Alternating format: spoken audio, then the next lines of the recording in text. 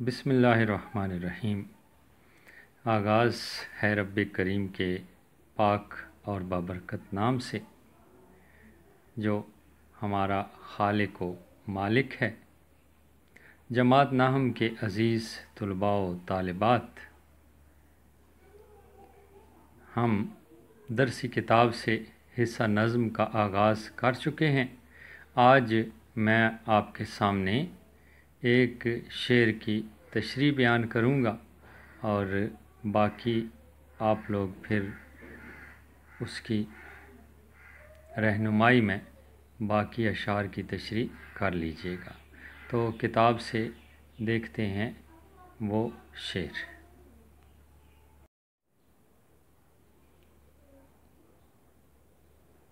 طلباء و طالبات، یہ شعر آپ کے سامنے ہے۔ پہلا شعر ذرا دیکھیے، اپنی اپنی کتاب کھول لیجئے گا۔ قبضہ ہو دلوں پر کیا اور اس سے سوا تیرا، ایک بندہ نافرماں ہے حمد سرا تیرا۔ عزیز طلباء و طالبات، آپ کے سامنے میں نے شعر پڑھا ہے اور حمد کا پہلا شعر ہے، تو اس کا پہلے آپ تشریح کے اندر ہی مفہوم لکھیں گے۔ تشریح کی ذیلی سرخی لکھنی ہے آپ نے۔ تشریح لکھنے کے بعد شاعر کا تھوڑا سا تعارف آپ شامل کریں گے کہ یہ شعر خواجہ الطاف حسین حالی نے لکھا ہے اور وہ پانی پت میں پیدا ہوئے، اور اس کے بعد ان کے فن کے حوالے سے تھوڑی سی بات کہ حالی کا شمار اردو ادب کے بہت ہی اہم شعراء میں ہوتا ہے اور نثر نگاروں میں ہوتا ہے، اور اردو میں ان کا اہم کارنامہ کیا ہے؟ مسدس حالی ہے کہ جس کلام نے انہیں بہت ہی مشہور کر دیا۔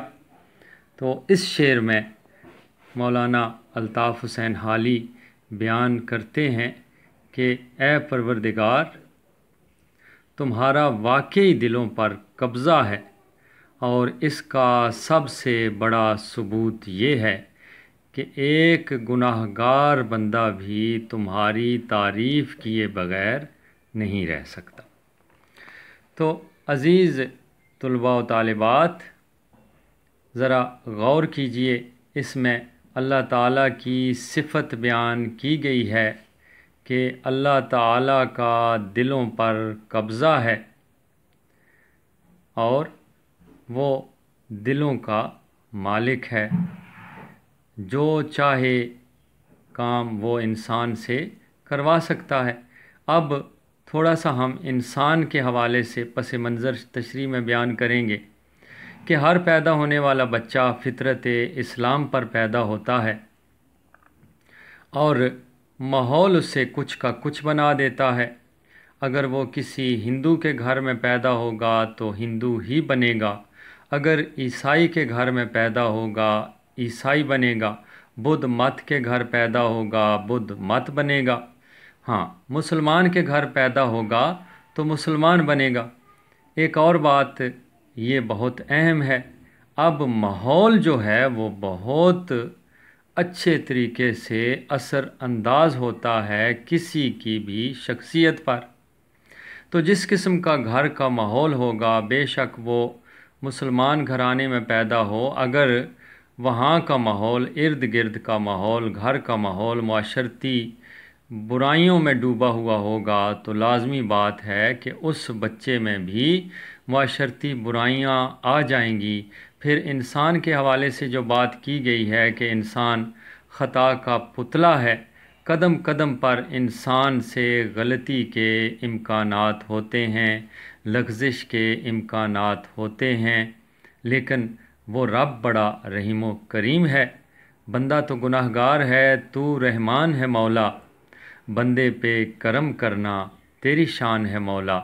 یعنی انسان سے تو گناہ سرزد ہو جاتے ہیں، لیکن اگر وہ خلوص نیت سے سچے دل سے معافی کا طلبگار ہوگا تو خداوند تعالیٰ اسے معاف کر دے گا۔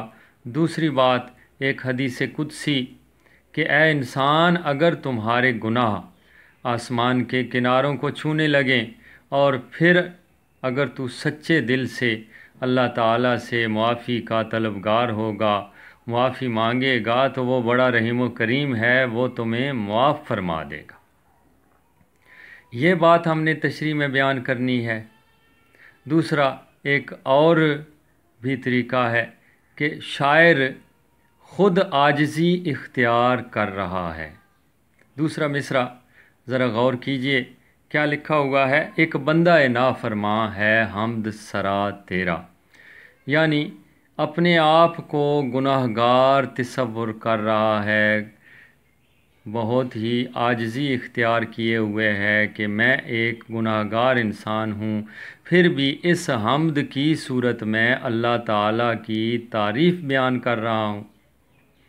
ये खुदावंद ताला की तारीफ़ के हवाले से। इसके अलावा सूरह इखलास जो है उसका तर्जमा, उसकी कुछ आयात का तर्जमा, ठीक है जी, हवाला जात के तौर पर आप लिख सकते हैं। इसके अलावा हम्द के मज़ीद अशार आप इस हम्द की तशरीह करते हुए नुमायाँ करके मार्कर के साथ लिख सकते हैं।